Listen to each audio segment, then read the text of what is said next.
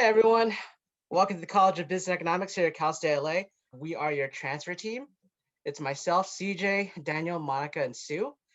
Please note that all communications via email will have the subject line 2021 Transfer Eagles. Uh, please check your Cal State LA email address frequently for any important information or updates. Next slide, please. All right, so this is the entire CBE staff. Please know who your transfer team is. Myself, Monica, and Sue are the advisors, and Daniel is the coordinator, the main coordinator. Next slide, please. So we provide different services, advising services here at the College of Business and Economics. We provide drop-in appointments. Those are typically Monday through Thursday. The hours change, but those are meant for quick questions, about 10 to 15 minutes each. We talk about your class schedule and any other type of general academic questions. There are 3-minute appointments during the regular scheduled hours. We can talk about more advanced topics that require the 30 minutes. We also offer workshops such as graduation workshops, registration workshops, but the most important one that you would all need to attend in the fall is the mandatory advising and registration 2.0. Okay, we have also different events such as business night, parent night, and meeting the different department chairs. All right, next slide. Okay, thank you, CJ. My name is Sue. I am one of your advisors. I want to welcome you again. Thank you for choosing Cal State LA to continue your higher education. So I want to talk to you all on why graduating on time matters. So you're all here to pursue a college degree. This is an investment in yourself. You might have heard of the term return on investment. Many businesses use return on investment to make decisions, and a college degree is one of the best return on investments you can make. And of course, the speed of which you get your degree will affect your return on investment. Also, graduating on time means saving money. Adding another year of college adds at least 25% more to the cost. An extra 2 years will cost you 50% more. And also, when you graduate on time, you can start your job, career, or even graduate school sooner. About 1/3 graduate in 4 years. If you can graduate on time, that will put you in a better position than 2/3 of your peers.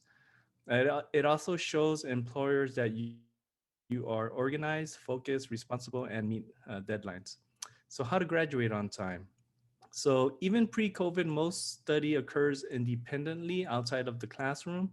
So, your typical 3 unit course has about 3 hours of instruction per week, but your studying doesn't end in the class or lecture. You need to study at least 5 hours each week per class. So, basically, college is your full time job. We recommend 15 units each semester or 30 units per year if you want to finish in 2 years. To help you stay focused and on track, we will also have advising and registration 2.0, which is on the next slide.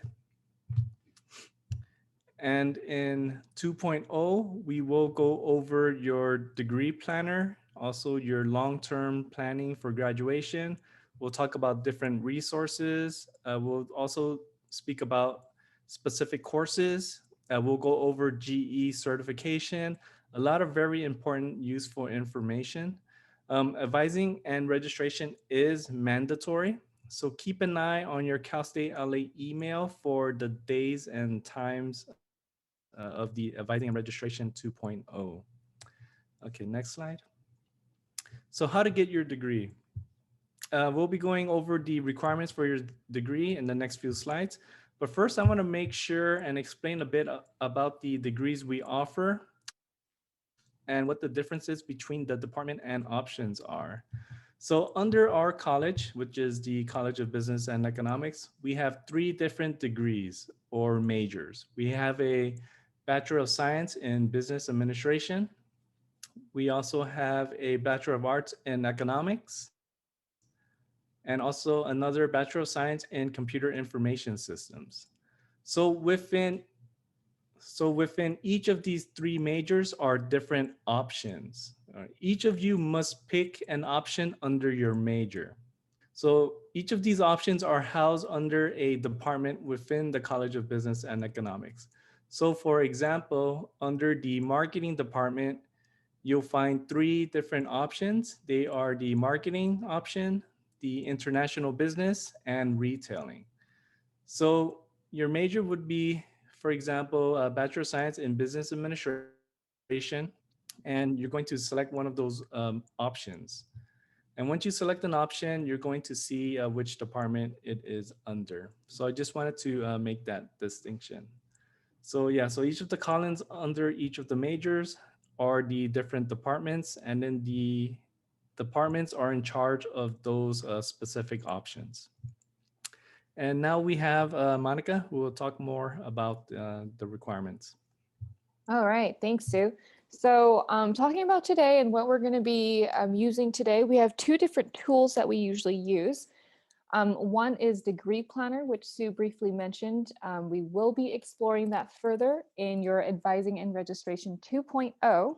So obviously this is 1.0, so 2.0 will be the next time around.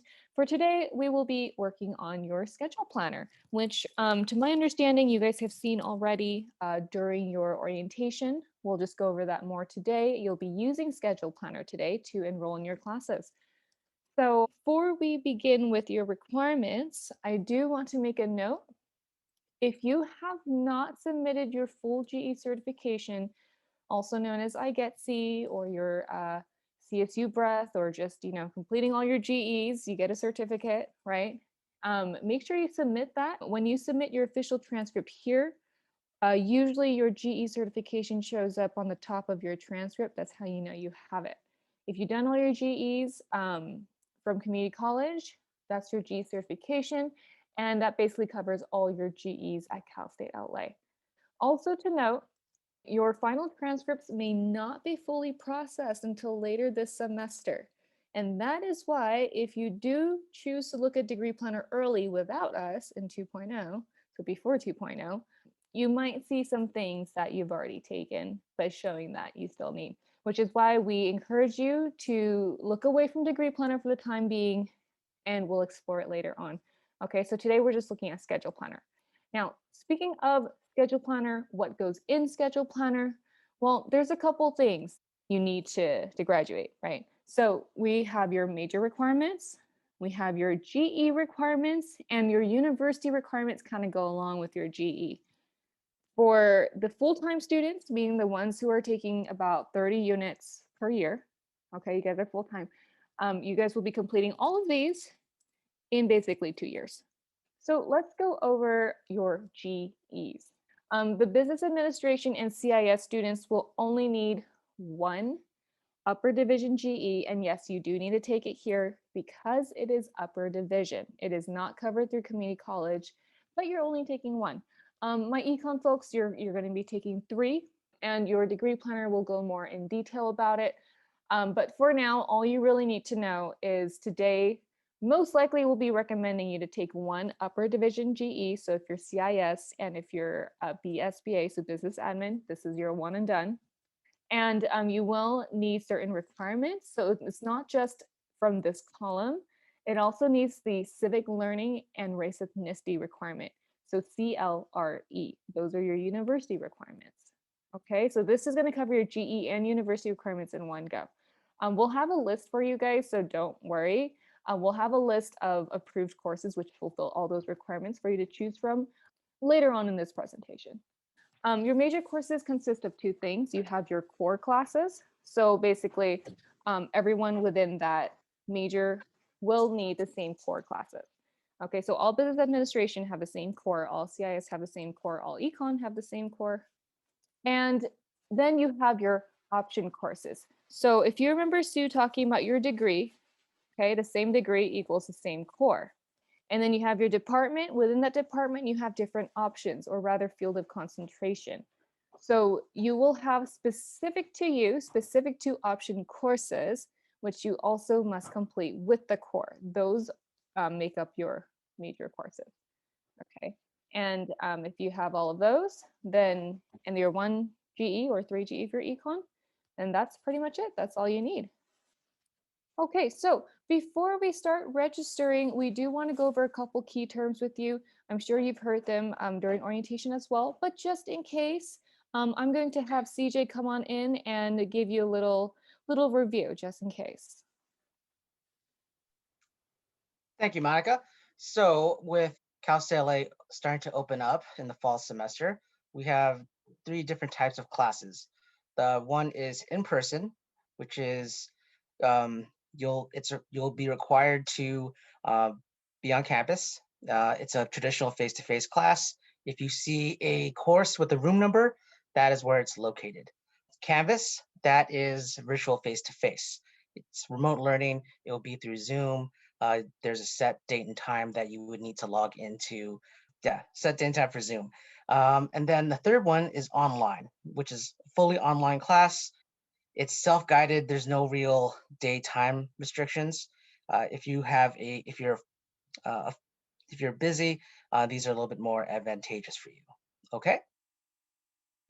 Okay, thanks, CJ. I'm gonna talk a bit about some terms that you should know when adding courses. So some courses might have a department consent, meaning that you will need department consent in order to add the course. Sometimes department would put department consent just to kind of hold that class spot.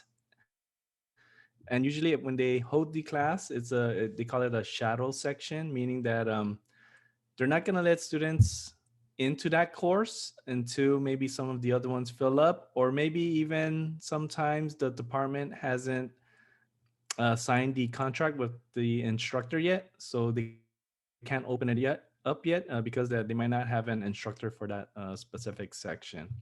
So in those cases, you'll see department consent, and that's going to prevent you from adding those courses.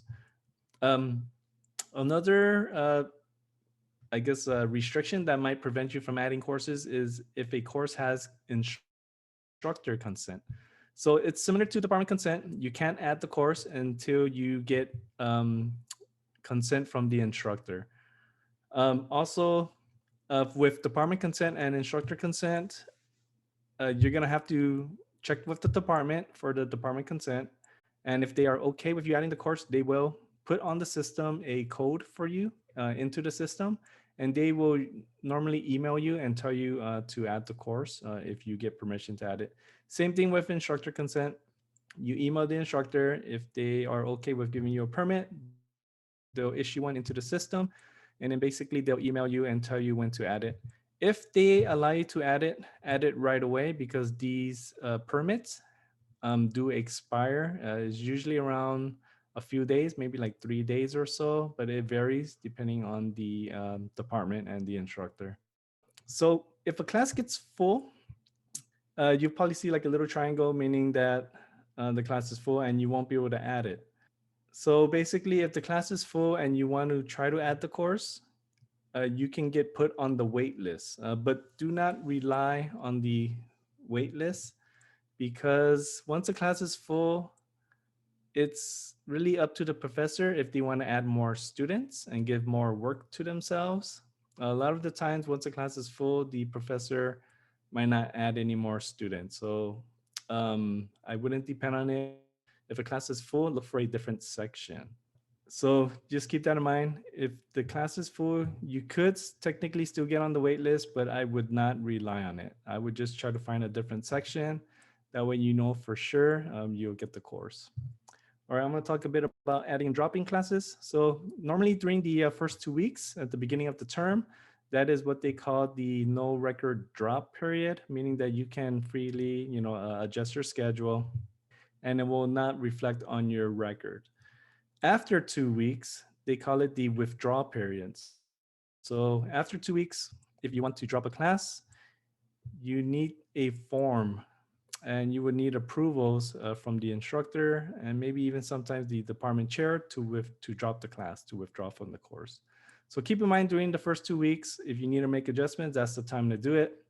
After the 2 weeks, they call it the withdrawal period. And if you want to make adjustments to your schedule during the withdrawal period, you will need permission and forms from the instructor and even the department chair.